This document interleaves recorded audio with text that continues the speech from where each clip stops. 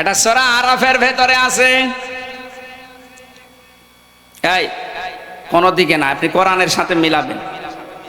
আল্লাহ রাব্বুল আলামিন বলেন, ক্বালা ফাহাবিত মিনহা ফামা ইয়াকুনু লাকা আন তাতাকাব্বারা ফিহা ফাখরুজ ইন্নাকা মিনাস সাগিরিন।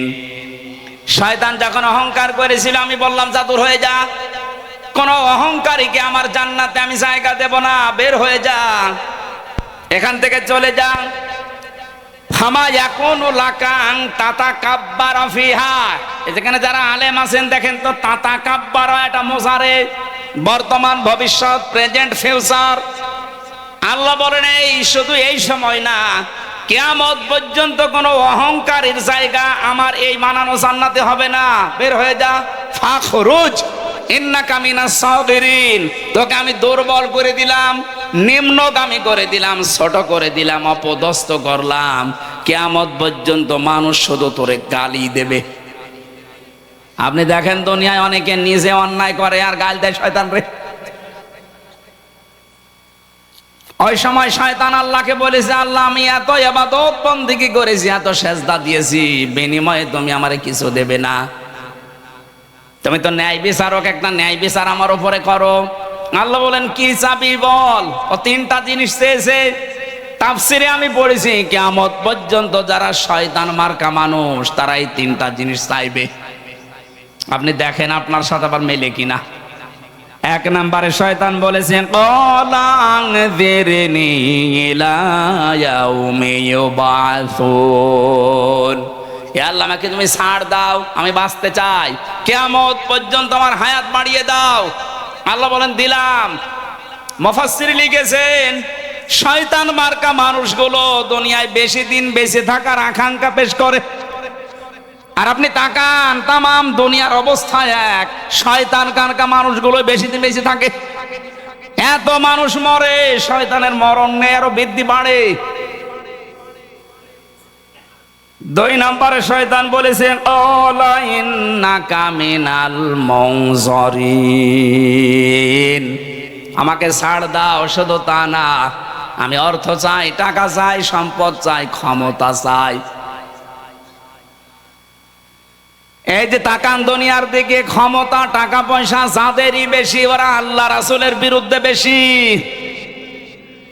তিন নম্বরে শয়তান বলেছিল, ক্বালা ফাবিমা আগওয়াইতানি লাআকউদান্না লাহুম সিরাতাকাল মুস্তাকিম, হে আল্লাহ আমি কিন্তু কিয়ামত পর্যন্ত হায়াত পেয়েছি, ক্ষমতা, টাকা পয়সা চেয়েছি, এমনি না। তোমার যে বান্দা বান্দীদের কারণে এই বানানো জান্নাত থেকে আমার বিদায় করে দিলে, যেখানে আমার ঘোষণা দিলে যে আমাকে জাহান্নামে দেবে, এই জাহান্নামে যাওয়ার জন্য আমি একা না, ভালো ভালো রাস্তার মোড়ে মোড়ে আমি বসে বসে ওত পেতে থাকবো, তোমার এই বান্দা বান্দীদেরকে আমার সাথে যেন আমি নিয়ে যেতে পারি।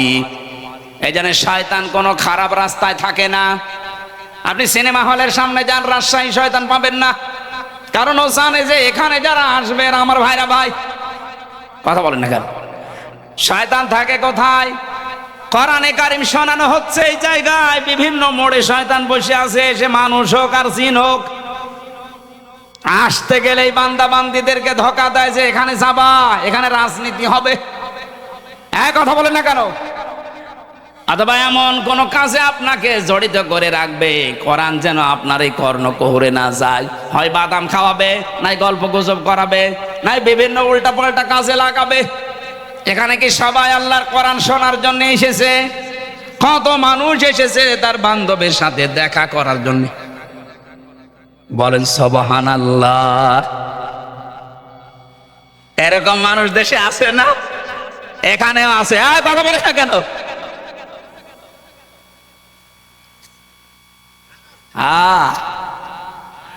শয়তান যে তিনটা জিনিস চায়, আমরা যেহেতু মানুষ, আমরা ওই তিনটা জিনিস চাইবো। বেশি দিন বেঁচে থাকার আকাঙ্ক্ষা আমাদের নেই। আমাদের আকাঙ্ক্ষা এই, মুমিন যত তাড়াতাড়ি বিদায় নিতে পারবে তত তাড়াতাড়ি সে আল্লাহর সাথে সাক্ষাৎ পাবে। বিশ্বনবীকে অফার দেওয়া হয়েছিল, আপনি যদি বাঁচতে চান, আপনাকে আমি ছেড়ে যাব। আজরাইল এসে বলছে, হযরতে আজরাইলকে নবীজি বললেন, আমি যদি বাঁচতে চাই তাহলে কতদিন? বলে যতদিন ইচ্ছা থাকতে পারবেন। তারপরে কি হবে? বলে মরা লাগবে। মানে মরাই যদি লাগে, আমি আর বাঁচতে চাই না। হযরতে জিবরাইল আর আজরাইল দুইজন মিলে বলছিলেন, ইয়া রাসূলুল্লাহ, অথচ আপনার জন্য মহান আল্লাহ ইন্তজার করতেছে, অপেক্ষা করতেছে দেখা করার জন্য। নবীজি আবু বকরকে ডাক দিয়ে বললেন, এই পৃথিবীর সব সম্পদ আল্লাহ একটা বান্দাকে দিতে চেয়েছিলেন, কিন্তু সে বান্দা সব সম্পদ উপেক্ষা করে তার মাবুদের সাথে দেখা করা বেশি জরুরি, বেশি প্রয়োজন মনে করেছেন। বলেন সুবহানাল্লাহ। নবীর উম্মত আমরা যারা দাবি করি, আমাদেরও আকাঙ্ক্ষা এই, এ দুনিয়ায় আমরা বেশি দিন বাঁচতে চাই না। বেশি দিন বেঁচে থাকার আকাঙ্ক্ষা এটা শয়তানের। বলেন, টাকা পয়সা, ক্ষমতা, পাওয়ার চাই, প্রভাব প্রতিপত্তি চাই, এইটাও শয়তানের আকাঙ্ক্ষা। আমরা যদি এইটা চাই, আমাদের উদ্দেশ্য হওয়া লাগবে এই, যেন যতদিন আছি, যত টাকা পয়সা ক্ষমতা আমার হোক, আমি যেন আল্লাহর দ্বীনে জমিনে কায়েম করতে পারি। এটা ছাড়া পৃথিবীর কোন উদ্দেশ্য নিয়ে টাকা পয়সার মালিক হওয়া জায়েজ নেই। এটা ছাড়া পৃথিবীর কোন উদ্দেশ্য নিয়ে ক্ষমতার মালিক হওয়া জায়েজ নেই। আমি কথা বোঝাতে পেরেছি? যে কথাটা তুলেছিলাম, কিয়ামতের ময়দানে আল্লাহর সামনে দাঁড়ানো লাগবে, এই চিন্তা ভাবনা নিয়ে যারা দুনিয়ার জীবন কাটায়, হে নবী আপনি তাদেরকে কোরআন দিয়ে উপদেশ দিলে দেখবেন তাদের কাজ হচ্ছে। যেহেতু এই প্রকারের মানুষ আমরা এখানে বসে আছি, আমরা তাদেরকে আজকে কোরআনে কারিমের তাফসীর থেকে কিছু শোনাতে চাচ্ছি। আল্লাহ আমাকে বলার মতো, আপনাদেরকে বোঝার মতো যোগ্যতা দান করেন, আমিন। সূরা শুআরার 214 নাম্বার মাত্র একটা আয়াত পড়েছি। আল্লাহ আমার মাথার ভেতরে কোরআন সম্পর্কে যা দিয়েছেন, আমার তো মাঝে মাঝে মনে হয় আয়াতে আল্লাহ যত কথা দিয়েছেন, আমার সারা জীবন যদি আয়াত নিয়ে আলোচনা করি, আয়াতটা শেষ করা সম্ভব না, এত কথা এর ভেতরে আছে। তাফসীরুল কোরআন মাহফিল লিখেছেন, আমরা আসেন তাফসীরে প্রবেশ করছি। জবান খুলে কোরআনের এই সোনালী আয়াত একবার পড়েন, আউযু বিল্লাহি মিনাশ শাইতানির রাজিম, বিসমিল্লাহির রহমানির রহিম, ওয়া আনযির আশীরাতাকাল আকরাবিন। আল্লাহ পাক বলেন, হে নবী আপনার নিকটবর্তী যারা আছে এই মানুষগুলোকে সতর্ক করেন, আল্লাহর ভয় তাদের অন্তঃকরণে সৃষ্টি করেন। এই মানুষগুলোকে আপনি সতর্ক বার্তা শোনান, সামনে কিন্তু একটা মহা প্রলয়ের দিন আসতেছে। বিশ্বনবী আদেশ পাওয়ার পরে ফিরে আসলেন। এর আগে আরো যে কয়টা আয়াত পেয়েছিলেন, ওই কয়টা পাওয়ার পরে খাদিজার কাছে প্রথমে এসে বলেছিলেন, ইয়া খাদিজা জাম্মিলুনি জাম্মিলুনি, খাদিজা আমি ভয় পেয়েছি, আমার জীবনের উপরে আমার আশঙ্কা হচ্ছে, তুমি আমাকে ঢেকে দাও। স্বামী যারা আছেন এবারে কথাটা শুনবেন। স্বামী নেই এখানে? হ্যাঁ, স্বামী নেই? হ্যাঁ, এবার আপনাদের জন্যে।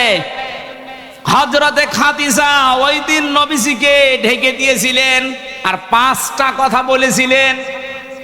আপনার স্ত্রী যদি এই 5টা কথা আপনার জীবন সম্পর্কে বলতে পারে, আপনার চরিত্র সম্পর্কে বলতে পারে, আপনি বিশ্বাস করতে পারেন আপনি নবীর উম্মত। আর যদি এই 5টার একটাও আপনার স্ত্রী বলেন না, মিলছে না, আপনি নবীর উম্মত হতে পারেননি।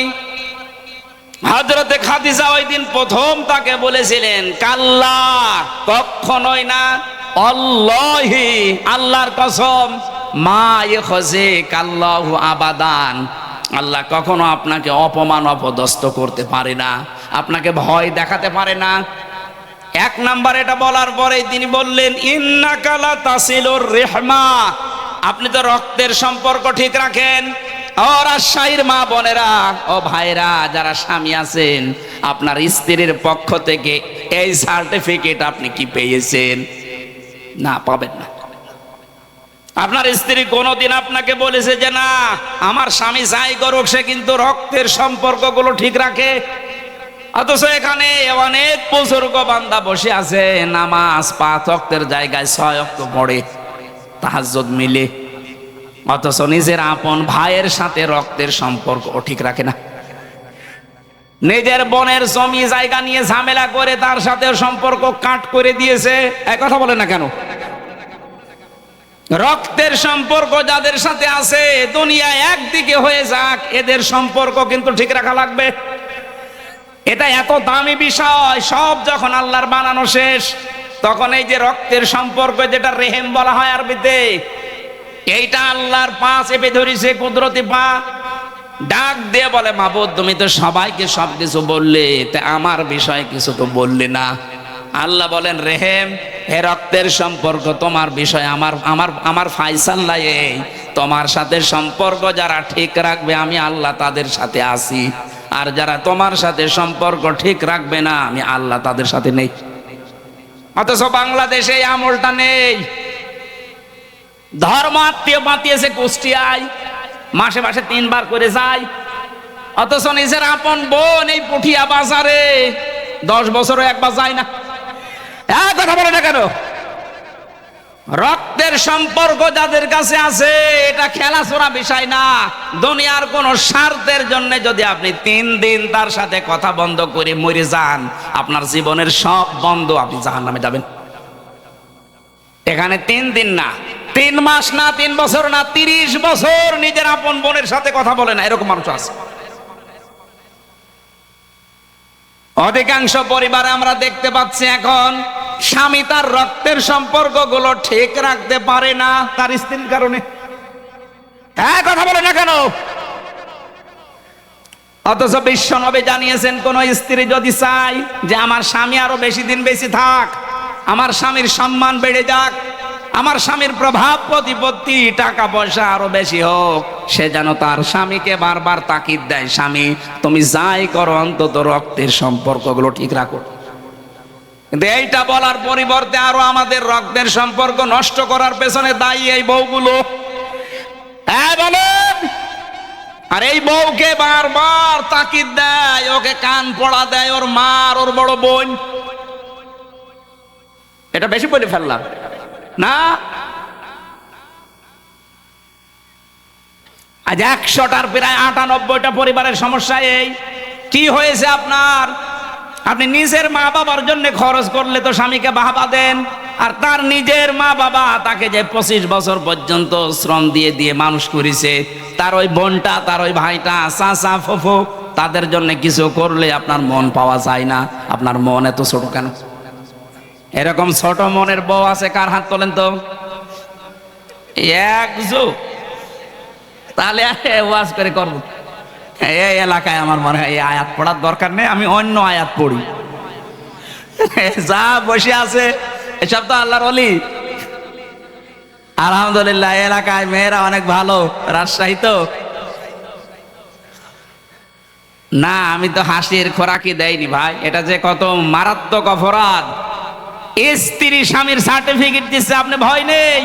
আল্লাহ আপনাকে কখনো ভয় দেখাতে পারে না। জিন, ভূত, পরী আর মানুষের কোনো ভয় আপনার কলিজায় আল্লাহ দিতে পারে না, কারণ আপনি রক্তের সম্পর্ক ঠিক রাখেন। যারা রক্তের সম্পর্কগুলো অটুট রাখে, ঠিক রাখে, তাদের ভয় আল্লাহ দূর করে দেয়। অথচ আমাদের এগুলো ঠিক নেই, এই জন্য ট্রাকের চাকা বাস্ট হলে আমরা অজ্ঞান হয়ে যাই।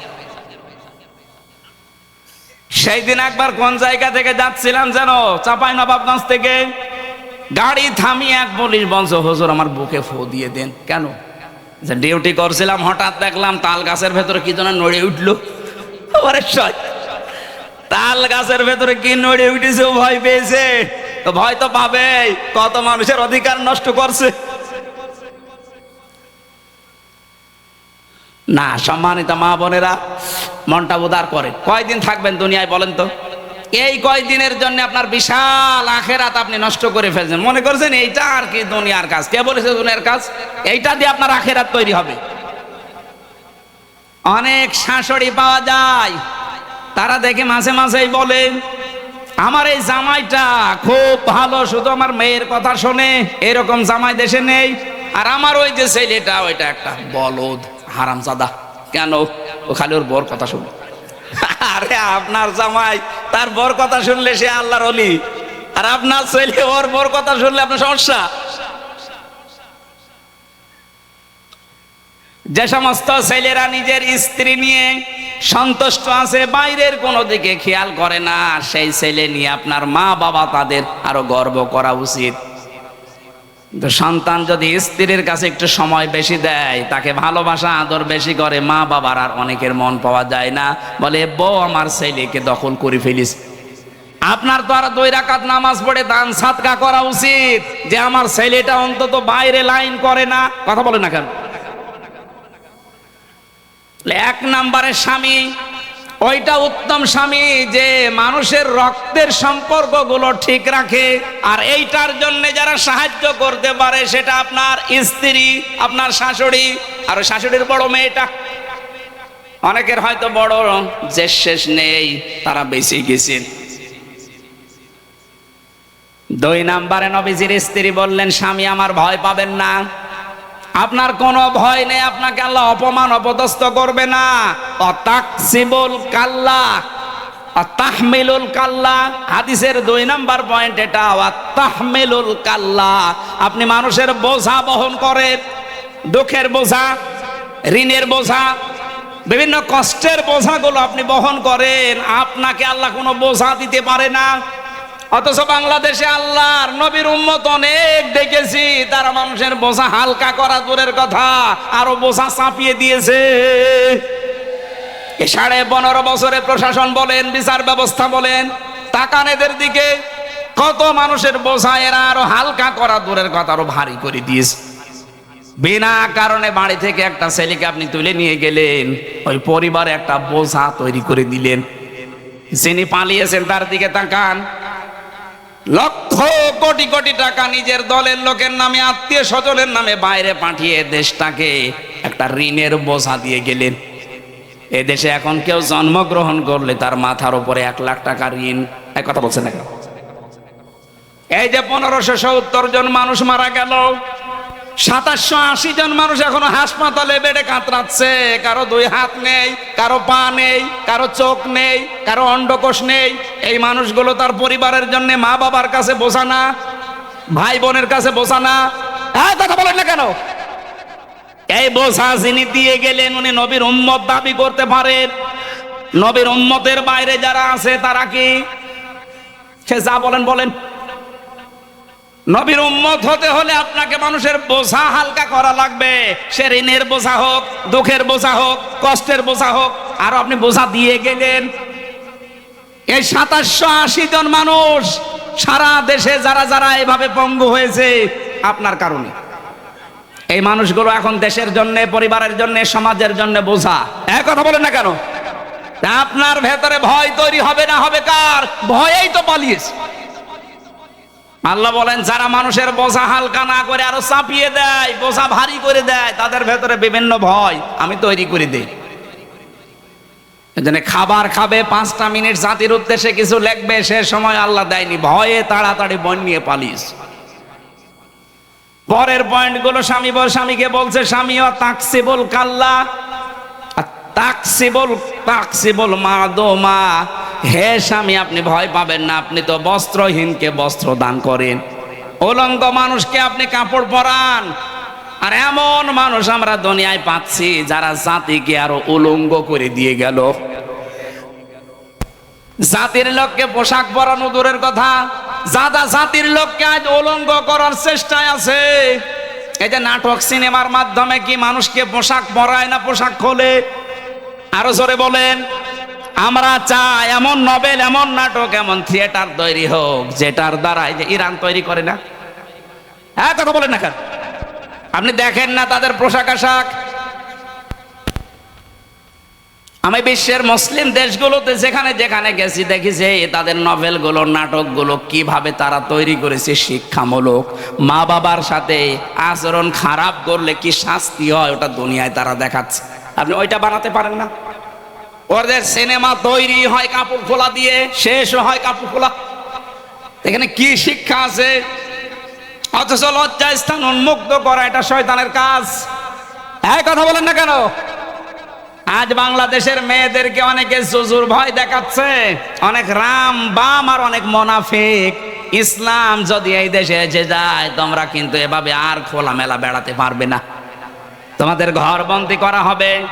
কে বলেছে আপনাকে? ইসলাম যদি এই দেশে আসে, সবচাইতে নিরাপদে থাকবে মেয়েরা। কথা বলেন, আপনি নিয়ে এসে দেন না কেন? কোথা থেকে মেয়েদেরকে আল্লাহর নবী কোথায় পৌঁছিয়েছে, সেই নবীর হাদিস এখনো নেই। ইসলামটা শুধু এনে দেন। মেয়েরা যে নির্যাতিত নিগৃহীত, ওই জায়গা থেকে ইসলাম তাদেরকে রানীর সিংহাসনে বসাবে ইনশাআল্লাহ।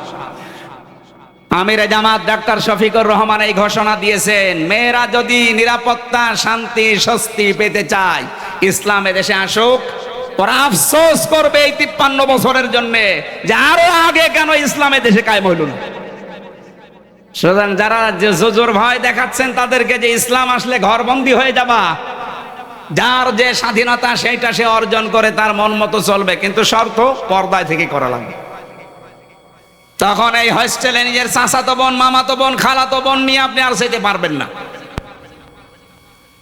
অবৈধ ব্যবসাগুলো বন্ধ হয়ে গেলে, জেনা ব্যভিচার যেই দেশে বন্ধ হয়, ওই দেশে আল্লাহর রহমতের দরজা আল্লাহ খুলে দেয়। আশা করছি এইটার সামনে পরিবেশ আসতেছে, যদি আল্লাহ ইসলামে দেশে এনে দেয়, আল্লাহর কসম এই পৃথিবীতে সবচাইতে বেশি শান্তিতে আপনারা থাকবেন। ঘুষ চাওয়া, দুর্নীতি করা, চাঁদাবাজি করা, যদি কেউ শোনে যে চাঁদাবাজি করেছে, হাত ভেঙে ফেলা হবে। যদি শোনা যায় যে ঘুষ চেয়েছে, ওর হাত ভেঙে ফেলা হবে। ইসলামী রাষ্ট্রে এইটাই। আল্লাহ যেন ওইটা আমাদের চর্ম চোখে দেখার তৌফিক দেন, বলেন আমিন। এই জন্য আমাদের পোশাক পরানোর ব্যবস্থা করা লাগবে। যার যা আছে এইটা দিয়ে জাতিকে আজ পোশাক পরান আরো উলঙ্গ করছি আমরা। 3 নম্বর, আপনি তো মেহমানদারি করান, আমরাও মেহমানদারি পেয়েছি। এই 15.5 বছরে যারা আমাদেরকে ধরেছিল, আমরা তো তাদের মেহমান ছিলাম। কি মেহমানদারি করেছে! আমার 11 ঘন্টা টাঙিয়ে রেখেছে, কালো কাপড় দিয়ে চোখ বেঁধে, পেছনে আজকে যেমন ওই ব্যারিস্টার সুমনকে বেঁধেছে, পেছনে আমার ওইভাবে বেঁধেছিল। মাথায় ডান্ডা বেড়ি দিয়ে, মাথায় দড়ি দিয়ে 11 ঘন্টা মাটির নিচে ওই ঘরের ভেতরে। আপনি কেন এই কাজ করলেন? নিজেরা এসে আমারে বলছে আপনার কোনো দোষ নেই, আমি জানি, এটা করেন কেন? আমি তো আপনার মেহমান, যেই কয়দিন আছে আদালত আপনার কাছে দিয়েছে মেহমান হিসাবে। আপনি জিজ্ঞাসা করতেন আমার মামলার বিষয় করেন। আন্দাজে এমন প্রশ্ন করে জীবন আমি কোনোদিন নামও শুনিনি। মেহমানের সাথে যারা ভালো ব্যবহার করবে, তাদের ভয় দূর করে দেবে কে? অতঈনু আলা নাওয়াইবিল হক, যারা হককে সাহায্যের জন্য, দুনিয়ায় প্রতিষ্ঠার জন্য চেষ্টা চালায়, তাদের ভয় দূর করে আল্লাহ। এজন্য পৃথিবীতে হক হচ্ছে আল্লাহর কোরআন। আরো জোরে বলেন, এইটা প্রতিষ্ঠা করার জন্য কোনো চেষ্টা আমাদের দরকার নেই। এই বলেন, যার যে জায়গা থেকে আমাদের এই মেন কাজ হবে, নামাজের মতো, রোজার মতো, হজের মতো, এটা যেন এই দেশে কায়েম করা যায়। আল্লাহ আমাদেরকে এটা চর্ম চোখে দেখার তৌফিক দাও। 56,000 বর্গ মাইলে তোমার কোরআন দিয়ে দেশটা চলছে। 53 বছর তো আমরা বিভিন্ন জিনিস দেখেছি। কারো বাবা চালিয়েছে, কারো স্বামী চালিয়েছে, কারো চাচা চালিয়েছে, কারো ভাবি চালিয়েছে, কারো বুবু চালালো। এখন শুধু দেখতে বাকি আছে যে এইটা দিয়ে চললে কেমন দেখা যায়। কারা কারা এটা দেখতে চান? দেখে লিল্লাহে তাকবীর।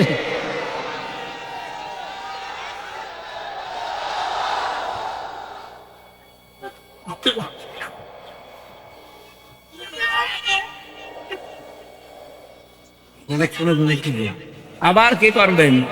বসতে যাবে, একটু বলি।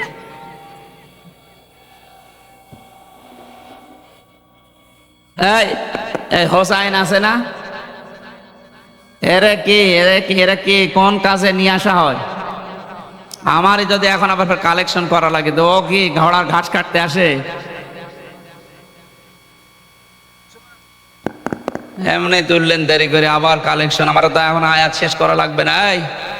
এত কালেকশন করলে তো মাহফিল দেওয়া ঝামেলা, এইভাবে দেওয়ার দরকার নেই। আর এরা কয়বার টাকা দেবে? দিলেও তো একবার। টাকা আছে আপনাদের কাছে? টাকা নেই, টাকা দেবে কি? তারপরে ওনারা বলছে বাস্তা দেন। কয়েকজন যাচ্ছে, ভাই চা পারেন দেন তো, আর এই কালেকশনে মাহফিল আমার দাওয়াত দেবেন না, ছাতা। যারা একা একা অনুষ্ঠান দিতে পারেন এইরকম মাহফিলে নিয়ে আসেন। আমার সময় না দিলে তাফসীর আকারে কথা বলা যায় যে এই যারা যাচ্ছে কই, মানুষ আবার উঠা উঠি টাকার কথা বললে মানুষের আর মন পাওয়া যায়। তারপরও কি করবো, এই যে পেছনে ঝামেলা করছে। জান তো ভেতরে যারা যাচ্ছে ওনাদেরকে কই, লোক কই, কই লোক গেছে কই? এইভাবে হয় না। আমার লিখিত যে বইগুলো আমি রাজশাহী থেকে পাবলিশ করি, এই গাড়িতে কয়েকটা আছে, 2টা না 3টা আছে। আপনারা আপনাদের মেয়েদের জন্য, স্ত্রীর জন্য নিয়ে যাবেন। ওখানে স্বামী স্ত্রীর দাম্পত্য যে কলহ, এর সমাধান এটা লেখা আছে জেলখানা থেকে। এটা মঞ্চে আছে কয়েকটা, এখানে নিয়ে যান, কাজে লাগবে ইনশাল্লাহ মেয়েদের জন্য। আয় রে আল্লাহ রে, টাকার কথা কেন বললাম আমি? এই বসেন বসেন, টাকা দেওয়ার দরকার নেই। বসেন বসেন বসেন, টাকা দেওয়ার দরকার, বসেন। আরে মানুষ রে,